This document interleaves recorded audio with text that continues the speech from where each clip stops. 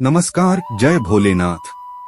मैं हूं आपका अपना सक्षम और स्वागत है आपका हमारे चैनल सक्षम द ट्रैवलर पर। आज हम आपको ले चलेंगे एक ऐसी यात्रा पर जो केवल एक मंदिर दर्शन नहीं बल्कि आत्मा की गहराइयों तक उतरने वाली अनुभूति है।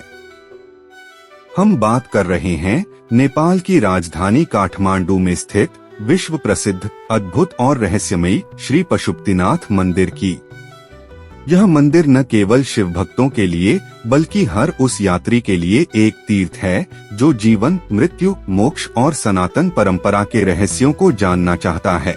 तो आइए शुरू करते हैं यह दिव्य यात्रा पौराणिक कथाओं, ऐतिहासिक रहस्यों, अद्भुत वास्तुकला, रहस्यमयी भट्ट पुजारियों, पवित्र बागमती नदी और श्मशान घाटों के साथ। वीडियो के अंत में हम आपको बताएंगे कि भारत से काठमांडू कैसे पहुंचा जाए, यात्रा के क्या क्या विकल्प हैं और किन बातों का ध्यान रखें। तो चलिए जुड़िए हमारे साथ और अनुभव कीजिए शिव की इस अनंत लीला को। पशुपतिनाथ मंदिर की कथा जितनी प्राचीन है उतनी ही रहस्यमयी भी। पुराणों के अनुसार एक समय भगवान शिव और माता पार्वती हिमालय की वादियों में विश्राम हेतु आए। शिवजी ने यहाँ की शांति और प्राकृतिक सौंदर्य से मोहित होकर स्वयं को एक हिरण के रूप में परिवर्तित कर लिया और बागमती नदी के किनारे स्थित मृगस्थली वन में विचरण करने लगे। देवताओं को जब शिवजी के लुप्त होने का आभास हुआ तो वे उन्हें खोजते खोजते इसी वन में पहुँचे। देवताओं ने शिवजी को हिरण रूप में पहचान लिया और उन्हें पकड़ने का प्रयास किया। इस संघर्ष में शिवजी के एक सींग का टुकड़ा टूटकर भूमि में गिर गया, जो बाद में एक दिव्य शिवलिंग के रूप में प्रकट हुआ। समय के साथ यह लिंग भूमि में दब गया और फिर सदियों बाद एक ग्वाले ने देखा कि उसकी गाय प्रतिदिन एक विशेष स्थान पर दूध गिरा रही है। उसने वहां खुदाई की तो वही दिव्य लिंग पुनः प्रकट हुआ। यही है श्री पशुपतिनाथ का स्वयंभू शिवलिंग। यह कथा केवल एक चमत्कार नहीं बल्कि शिव के पशुपति समस्त जीवों के स्वामी रूप की गहन व्याख्या है। यह स्थान आज भी मृगस्थली के नाम से प्रसिद्ध है, जहां साधु संत ध्यान और तपस्या करते हैं। एक अन्य कथा महाभारत से जुड़ी है। पांडवों ने युद्ध के बाद अपने पापों के प्रायश्चित के लिए शिवजी की खोज की। शिवजी ने उनसे छुपने के लिए भैंसे का रूप धारण किया और अंततः 5 स्थानों पर अपने शरीर के विभिन्न अंग प्रकट किए। सिर नेपाल के पशुपतिनाथ में, कुबड़ केदारनाथ में, भुजाएं तुंगनाथ में, मुख रुद्रनाथ में और नाभि मध्य महेश्वर में। इस प्रकार पशुपतिनाथ को शिव का सिर और काशी विश्वनाथ को शिव का धड़ माना जाता है। कई लोक कथाएं इस मंदिर से जुड़ी हैं, जैसे यहाँ के शिवलिंग को छूने से पाप कट जाते हैं, यहाँ मृत्यु होने पर मोक्ष की प्राप्ति होती है और यहाँ की बागमती नदी में स्नान करने से जन्म जन्मांतर के दोष मिट जाते हैं। कहा जाता है यहाँ के शिवलिंग को कोई भी छू नहीं सकता, केवल विशेष भट्ट पुजारी ही इसे स्पर्श कर सकते हैं। यह भी मान्यता है कि यहाँ दर्शन करने वाला कभी पशु योनि में जन्म नहीं लेता। पशुपतिनाथ मंदिर का इतिहास हजारों वर्षों पुराना है। पुरातात्विक साक्ष्यों के अनुसार यहाँ शिवलिंग की पूजा लिच्छवी वंश 4ठी-8वीं सदी के समय से होती आ रही है। 533 ई की एक शिलालेख में पशुपति क्षेत्र का उल्लेख मिलता है, जिसमें 5 शिवालयों की स्थापना का वर्णन है। माना जाता है कि सबसे पहले लिच्छवी राजा प्रचंड देव ने यहाँ मंदिर का निर्माण कराया। समय समय पर मंदिर का पुनर्निर्माण और विस्तार हुआ। 11वीं सदी में राजा शिवदेव, 13वीं सदी में अनंत मल्ल और 1692 ई में अंतिम प्रमुख पुनर्निर्माण हुआ।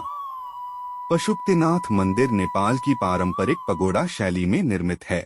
मुख्य मंदिर 2 मंजिला है, जिसकी छत तांबे की है और उस पर सोने की परत चढ़ी है। मंदिर का शिखर गजूर भी स्वर्णमंडित है, जो आध्यात्मिक उत्कर्ष का प्रतीक है। मंदिर का आधार चौकोर है, जिसकी ऊंचाई लगभग 23 मीटर है। चारों दिशाओं में चांदी से मढ़े हुए मुख्य द्वार हैं, जिन पर सुंदर नक्काशी और देवी देवताओं की आकृतियां उकेरी गई हैं। भीतर 2 गर्भगृह हैं, भीतरी गर्भगृह में शिवलिंग स्थापित है और बाहरी गर्भगृह में भक्त परिक्रमा कर सकते हैं।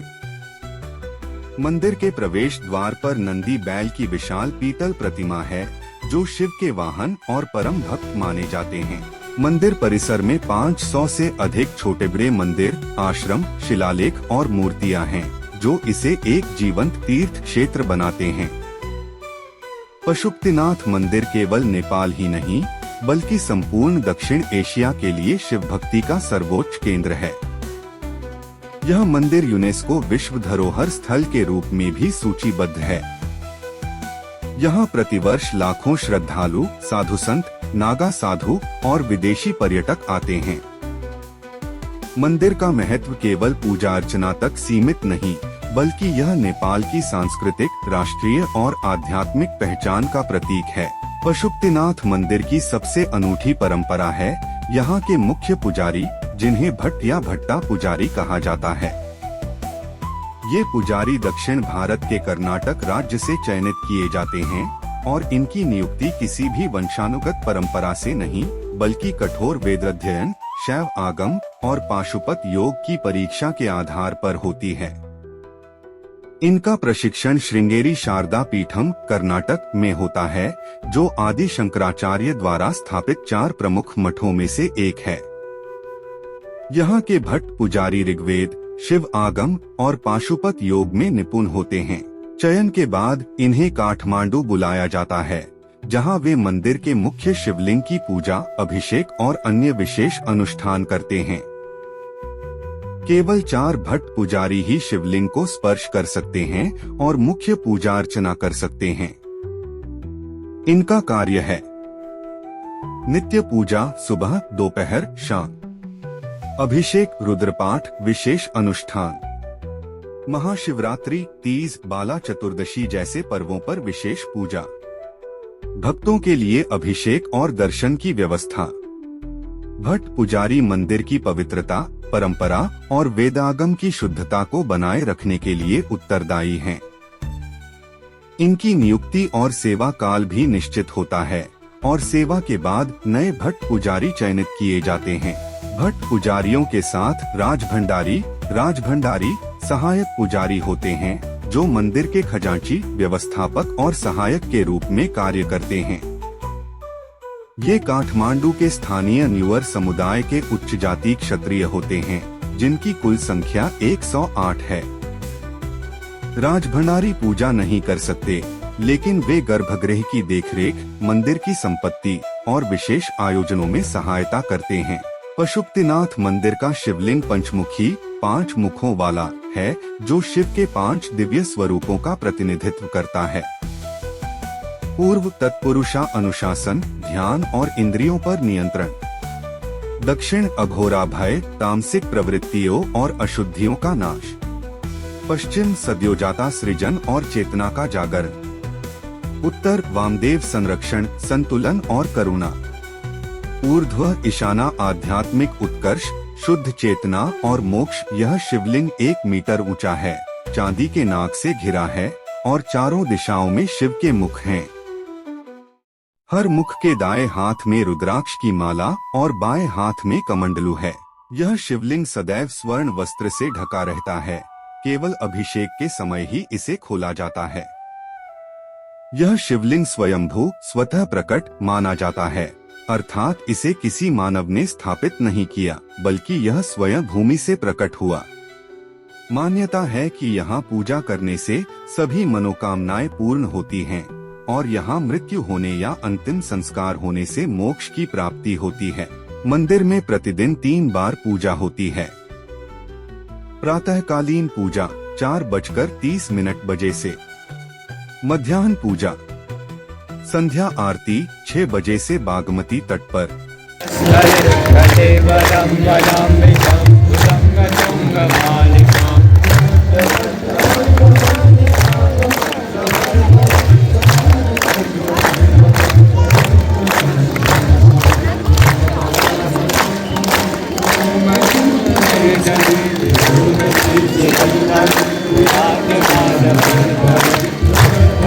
अभिषेक शिवलिंग का स्नान सुबह 9 से 11 बजे तक होता है, जिसमें दूध, दही, घी, शहद, जल और पुष्प अर्पित किए जाते हैं।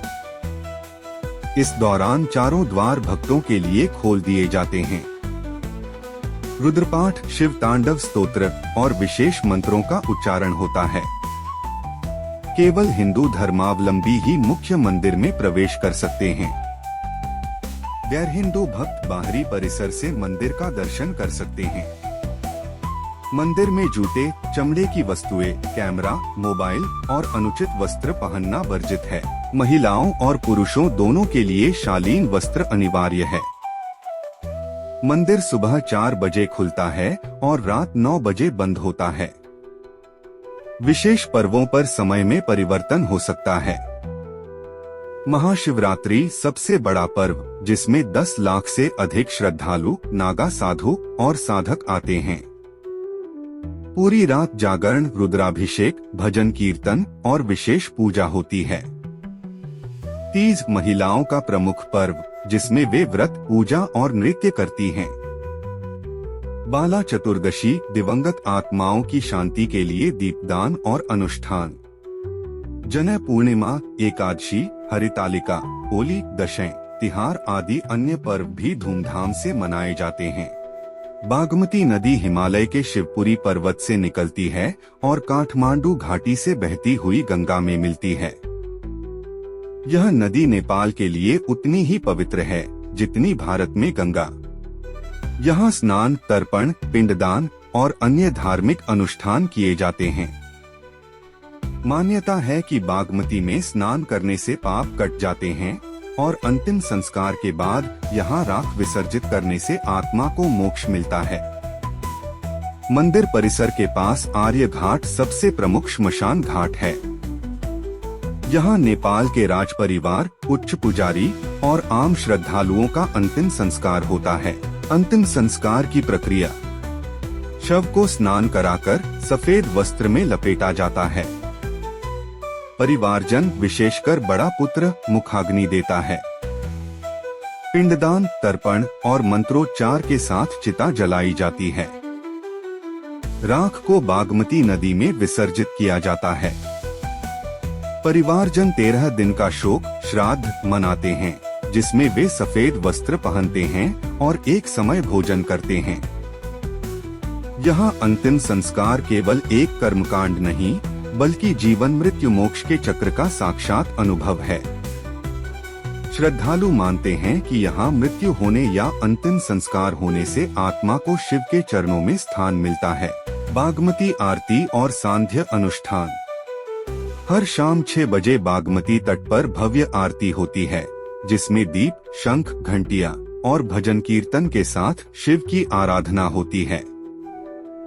यह आरती काशी की गंगा आरती की तरह ही प्रसिद्ध है और इसमें स्थानीय भक्त, साधु संत और पर्यटक बड़ी संख्या में भाग लेते हैं।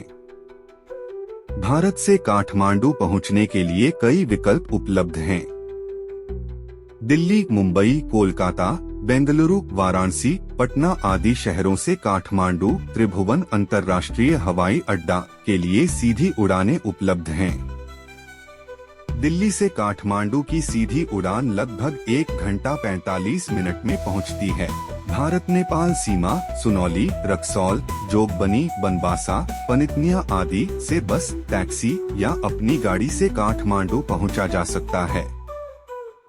दिल्ली से काठमांडू की दूरी लगभग 1000 से 1300 किमी है, जिसे 18 से 24 घंटे में तय किया जा सकता है। सीमा पार करने के लिए वैध पहचान पत्र, पासपोर्ट या वोटर आईडी अनिवार्य है। दिल्ली, कोलकाता, पटना से गोरखपुर, रक्सौल, जैनगढ़, जोगबनी तक ट्रेन से जाएं। वहां से बस या टैक्सी द्वारा काठमांडू लगभग 10 से 12 घंटे।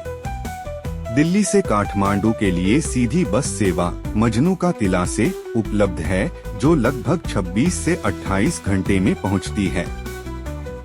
टिकट 2500 रुपए से 3500 रुपए के बीच होता है।